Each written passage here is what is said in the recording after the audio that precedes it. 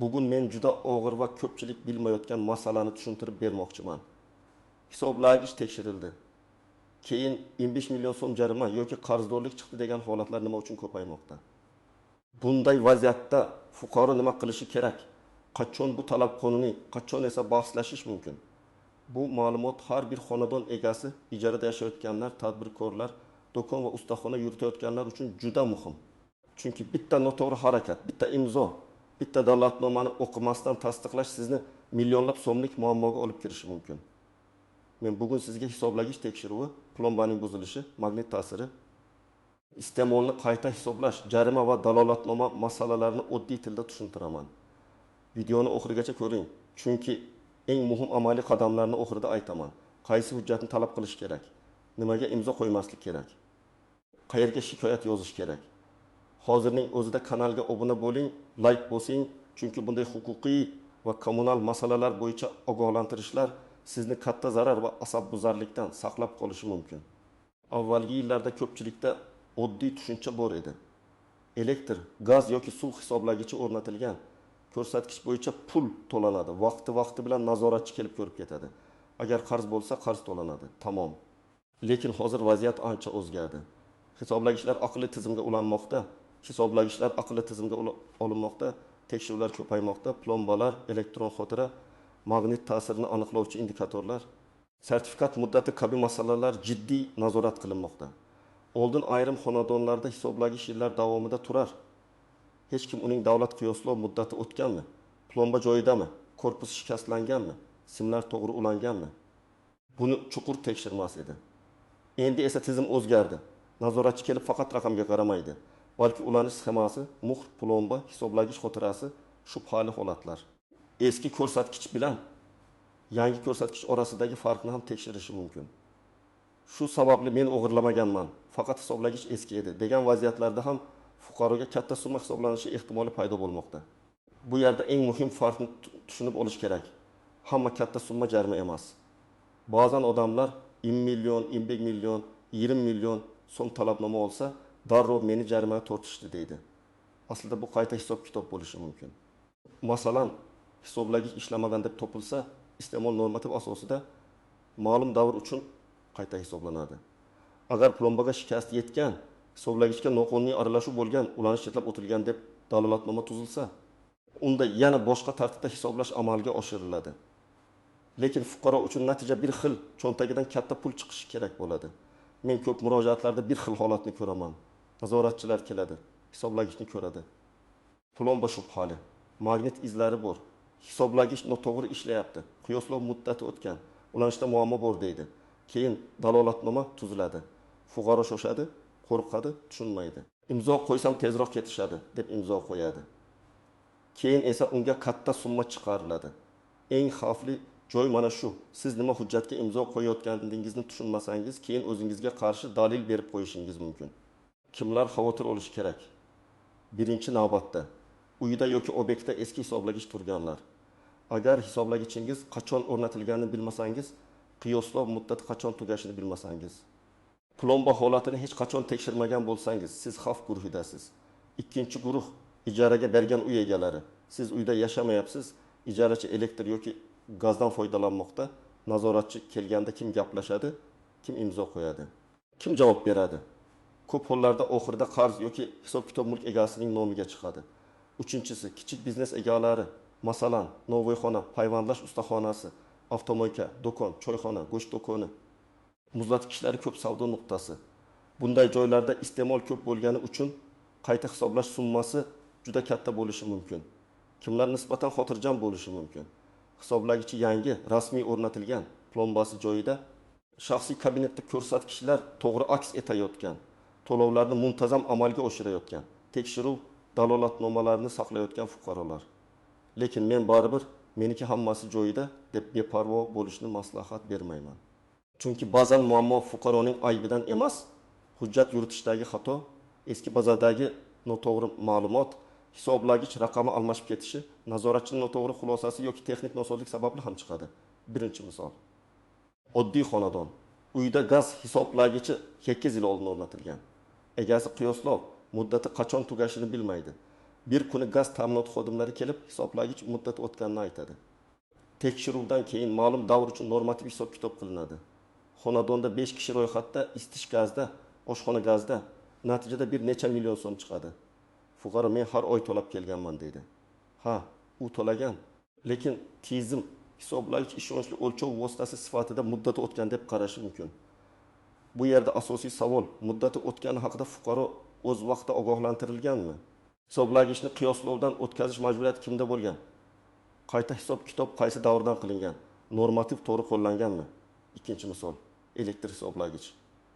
Xonadonda oylik elektr sarfi odatda 207 kilovat soat. Lekin yozda konditsioner ishlagani uchun 600 kilovat soatga chiqadi. Tizimda keskin o'zgarish ko'rinadi, nazorat kuchayadi. Nazoratchi kelib hisoblagich qopqog'ida shikast borligini aytadi. Uy egasi men tegmaganman. Bu oldindan shunday edi deydi. Agar o'rnatish dalolatnomasida hisoblagichning holati, plomba raqamlari aniq yozilgan bo'lsa, solishtirish mumkin. Agar hujjatlar yo'q bo'lsa, bos murakkablashadi. Natijada hisoblagichga aralashuv bo'lgan degan xulosa bilan katta summa hisoblanishi mumkin. Bunday holatda fuqaro darhol mustaqil ekspertiza, foto va video dalillar, guvohlar, dalolatnomadagi e'tirozlar orqali o'z pozitsiyasini himoya qilishi kerak. Uchinchi misol, do'kon. Do'konda muzlatgichlar ko'p, kassa, yoritish konditsioner bor. Hisoblagichda plomba buzilgan deb topildi. Ta'minotchi tashkilot oxirgi tekshiruvdan buyon o'tgan davrni olib, quvvatlar bo'yicha qayta hisob kitob qiladi. Masalan, obyektning ruxsat etilgan quvvati 10 kilovat bo'lsa, kuniga necha soat ishlashi inobatga olinib, bir necha oy uchun 1 million so'm yoki undan ham ko'p summa chiqishi mumkin. Tadbirkor men buncha ishlatmaganman deydi. Lekin hisoblagich ishonchsiz deb topilganda aniq sarfni isbotlash qiyin bo'ladi. Shuning uchun biznes egalari hisoblagich joylashgan qutini qulflash, plomba raqamlarini suratga olib saqlash, har oy ko'rsatkichni foto qilish, tekshiruvlarda shaxsan qatnashish kabi oddiy choralarni doimiy qilishlari kerak.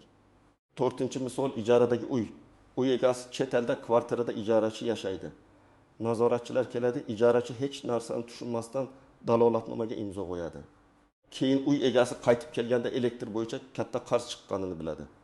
Uy egasi men imzo qo'ymaganman deydi. Lekin amalda obyektda bo'lgan shaxs imzo qo'ygan, dalolatnoma tuzilgan.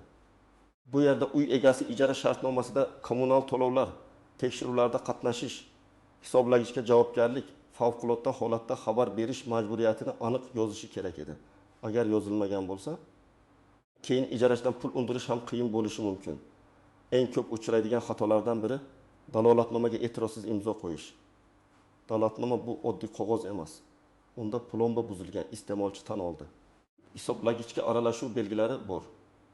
Ulanish sxemasi o'zgartirilgan kabi iboralar bo'lishi mumkin. Agar siz rozi bo'lmasangiz, imzo qo'yishdan oldin dalolatnoma mazmuniga rozimasman. Holat bo'yicha mustaqil ekspertiza talab qilaman.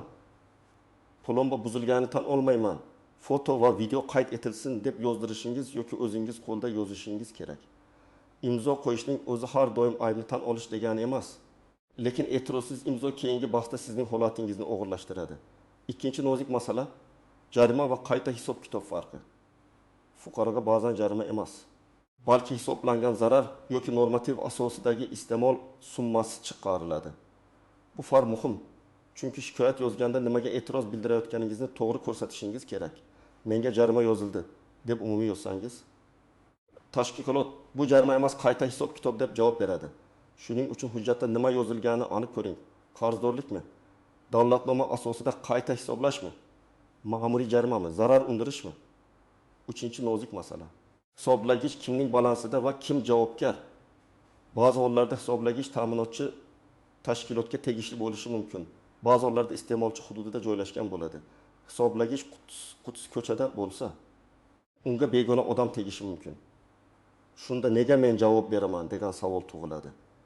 Bu yerda joylashuv, plomba saqlanishi, iste'molchining unga kirish imkoniyati, nazoratchilarning oldingi dalolatnomalari. Video kuzatuv bor yo'qligi muhim.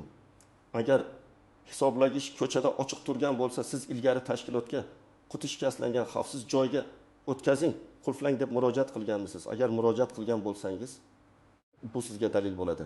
4-nozik masala magnit ta'siri. Hozir ko'plab hisoblagichlarda magnit ta'sirini ko'rsatuvchi indikator yoki xotira bo'lishi mumkin. nazoratchi magnit qo'yilgan desa, bu juda jiddiy ayblov. Lekin buni faqat og'zaki gap bilan hal qilib bo'lmaydi. Qaysi qurilma bilan aniqlangan, dalolatnomada qanday belgi qayd etilgan, ekspertiza bo'lganmi, hisoblagich laboratoriyaga yuborilganmi, indikatorning o'zi zavod nuqsoni emasmi, transportda yoki o'rnatishda ta'sir bo'lmaganmi, bular tekshirilishi kerak. Men hech kimga noqonuniy harakatni maslahat bermayman. Aksincha, magnit sim yashin ulanish kabi ishlar juda xavfli va oqibati og'ir. Lekin agar siz haqiqatan bunday ish qilmagan bo'lsangiz, men qo'ymaganman deb og'zaki aytish yetmaydi. Hujjatli himoya kerak.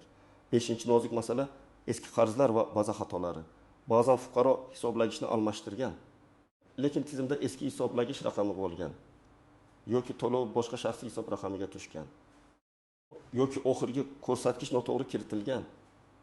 Masalan, hisoblagichda yin 2 ko'rish turibdi. Nazoratchi yin 2 bin 2 ko'rish deb kiritib yuborgan. Bitta raqam almashsa minglab kilovat farq chiqadi. Shuning uchun har bir to'lov kvitansiyasi, shaxsiy kabinetdagi ma'lumot, hisoblagich raqami, plomba raqami va ko'rsatkichlarni solishtirish kerak. Endi eng muhim qismga o'tamiz. Agar nazoratchi eshigingizga kelsa, birinchi navbatda xotirjam bo'ling. Janjal qilmang, haqorat qilmang, lekin shoshilib imzo ham qo'ymang. Xodimdan xizmat guvohnomasini ko'rsatishni so'rang. Qaysi tashkilotdan kelgani, tekshiruv sababi, topshiriq yoki reja asosidami, avariya holatimi, buni aniqlang. Agar imkon bo'lsa, jarayonni telefonga video qiling. Video olishni madaniyat bilan ayting. Men keyin tushunmovchilik bo'lmasligi uchun jarayonni qayd etaman. Bu sizning himoyangiz. Ikkinchi qadam, hisoblagichning o'zini, plomba joylarini, plomba raqamlarini, hisoblagich seriya raqamini, ko'rsatkichni, quti holatini suratga oling. Suratlar aniq, sana bilan yaqin va uzoq rakursda bo'lsin. Agar xodim plomba buzilgan desa, aynan qayerda buzilganini ko'rsatsin. Siz ham suratga oling. Agar u magnit ta'sir bor desa, qaysi belgi, qaysi indikator, qaysi qurilma bilan aniqlanganini so'rang. 3-qadam, dalolatnomani o'qing. Dalolatnomada sana, vaqt, manzil, iste'molchi FH, shaxsiy hisob raqami, hisoblagich raqami, plomba raqami, aniqlangan holat, xodimlar, FH, guvohlar sizning izohingiz bo'lishi kerak. Agar siz rozi bo'lmasangiz, bo'sh joyga albatta e'tirozingizni yozing. Masalan, aniqlangan holatga rozi emasman. Hisoblagichga aralashuv qilmaganman. Mustaqil ekspertiza talab qilaman. Plomba holati bo'yicha foto, video qayd mavjud. Qayta hisob kitob asoslari menga tushuntirilmadi. Shu kabi jumlalar keyin sizga yordam beradi. 4-qadam, dalolatnoma nusxasini oling. Juda ko'p odamlar eng katta xatoni shu yerda qiladi. Dalolatnoma tuziladi, lekin nusxasini olmaydi. Keyin nima yozilganini bilmaydi. Nusxa bermasa, telefonda suratga oling yoki dalolatnoma raqamini yozib oling. Hujjat nusxasini talab qilish sizning qonuniy manfaatlaringizni himoya qilish uchun zarur. 5-qadam, qayta hisob kitob chiqarilsa, darhol uning asosini so'rang. Qaysi davr uchun hisoblandi? Qaysi tarif bo'yicha? Qaysi normativga asosan? Qaysi quvvat yoki iste'mol me'yori olindi? Oldingi tekshiruv sanasi qaysi? Nega aynan 15 million so'm chiqdi? Degan savollarni yozma bering. Og'zaki gap bilan cheklanmaydi. Tashkilotga ariza yozing va kirim raqamini oling. Arizada menga chiqarilgan summa bo'yicha batafsil hisob kitob jadvali, dalolatnoma nusxasi, tekshiruv asoslari, qo'llanilgan normativ huquqiy hujjat bandlari taqdim etilsin deb yozing. 6-qadam, agar hisoblagich laboratoriyaga yoki ekspertizaga olib ketilsa, albatta yechib olish dalolatnomasi tuzilsin.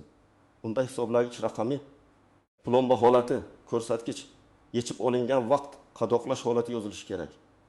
Hisoblagichni olib ketishdi, lekin qanday holatda olib ketishgani yozilmagan bo'lsa, keyin u yo'lda shikastlanganmi? Oldindan shundaymidi degan bahs tug'iladi. 7-qadam, shikoyat yo'llari. Avval ta'minlovchi tashkilotning tuman yoki shahar bo'limiga yozma ariza bering. Javob qoniqtirmasa, yuqori tashkilotga. Iste'molchilar huquqlarini himoya qiluvchi organlarga, kommunal soha bo'yicha vakolatli inspeksiya yoki hududiy boshqarmalarga murojaat qiling.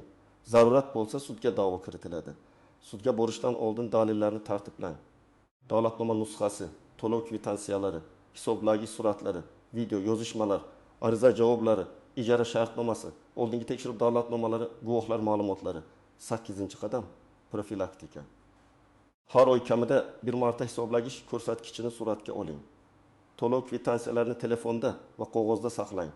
Hisoblagich qiyoslov muddati qachon tugashini aniqlang. plomba raqamlarini alohida yozib qo'ying. Agar hisoblagich qutisi singan, ochiq yomg'ir tegadigan, begona odam kira oladigan joyda bo'lsa, darhol yozma murojaat qiling. Iltimos, hisoblagich qutisini xavfsiz holatga keltirish, plombani tekshirish, qiyoslov muddatini aniqlash bo'yicha choralar ko'rilsin deb ariza bering. Shunchaki telefon qilib aytish yetmaydi, yozma iz qoldiring. Men bu yerda hech kimni to'lovdan qochishga yoki qonunni aylanib o'tishga chaqirmayapman. Elektr, gaz, suv umumiy resurs. Kimdir noqonuniy ulanib hisoblagichni to'xtatib magnit qo'yib ishlatsa, uning zararini oxir-oqibat halol to'layotgan xalq ham ko'radi. Tarmoqlarda yo'qotish ko'payadi, avariyalar ko'payadi. Ta'minot sifati tushadi. Lekin shu bilan birga halol iste'molchi ham asossiz, tushunarsiz, hujjatsiz 15 million so'mlik talab oldida yolg'iz qolmasligi kerak. Qonuniylik ikki tomonga ham tegishli, iste'molchi to'lashi kerak. Tashkilot esa har bir talabini hujjat, dalil va aniq hisob-kitob bilan asoslab berish kerak. Agar siz haqiqatan qoidabuzarlik qilgan bo'lsangiz, vaziyatni yanada og'irlashtirmang. Yashirish, xodim bilan janjallashish, hujjatni yirtish, hisoblagichni o'zgartirib yuborish, guvohlarni chalg'itish keyin yanada katta muammo qiladi. Bunday holatda ham huquqiy maslahat oling, hisob-kitob to'g'riligini tekshirtiring. Bo'lib to'lash imkoniyati bormi? Kamaytirish yoki qayta ko'rib chiqish asosi bormi? Shuni aniqlang. Agar siz qoidabuzarlik qilmagan bo'lsangiz, o'zingizni himoya qiling. Davlat tashkiloti aytdimi? Demak, to'g'ri deb avtomatik rozi bo'lmang. Har bir hisob-kitobning asosi bo'lishi kerak. Har bir dalolatnomada aniq fakt bo'lishi kerak. Har bir tekshiruv tartibga muvofiq o'tkazilishi kerak. Sizning eng kuchli qurolingiz hujjat, foto, video, yozma ariza va vaqtida bildirilgan e'tirozdir. Demak, hisoblagich tekshiruvi oddiy ko'rik emas, u katta moliyaviy oqibatlarga olib kelishi mumkin. 15 million so'mni talab chiqishi uchun turli sabablar bo'lishi mumkin. Plomba buzilishi, hisoblagich nosozligi, qiyoslov muddati o'tishi, noqonuniy ulanish, magnit ta'siri, bazadagi xato yoki noto'g'ri qayta hisob-kitob. Har bir holatda siz shoshilmasdan dalolatnomani o'qishingiz, e'tirozlaringizni yozishingiz, nusxa olishingiz, hisob-kitob asosini talab qilishingiz va kerak bo'lsa yuqori organlarga murojaat qilishingiz kerak. Bugungi videodan keyin uyga borib bir ishni qiling. Hisoblagichlaringizni suratga oling. Plomba raqamlarini yozib qo'ying, qiyoslov muddatini tekshiring. Shaxsiy hisobdagi ma'lumotlarni solishtiring. Shu oddiy harakatlar ertaga sizni millionlab so'mlik muammodan saqlab qolishi mumkin. Sizda shunday holat bo'lganmi? Hisoblagich tekshiruvidan keyin katta summa chiqarilganmi? Izohlarda yozing. Boshqalar ham sizning tajribangizdan xulosa qilsin. Agar video foydali bo'lgan bo'lsa, like bosing, kanalga obuna bo'ling va yaqinlaringizga yuboring. Chunki bu mavzu faqat bitta odamning emas, har bir xonadon va har bir tadbirkorning xavfsizligi, huquqi va puli bilan bog'liq.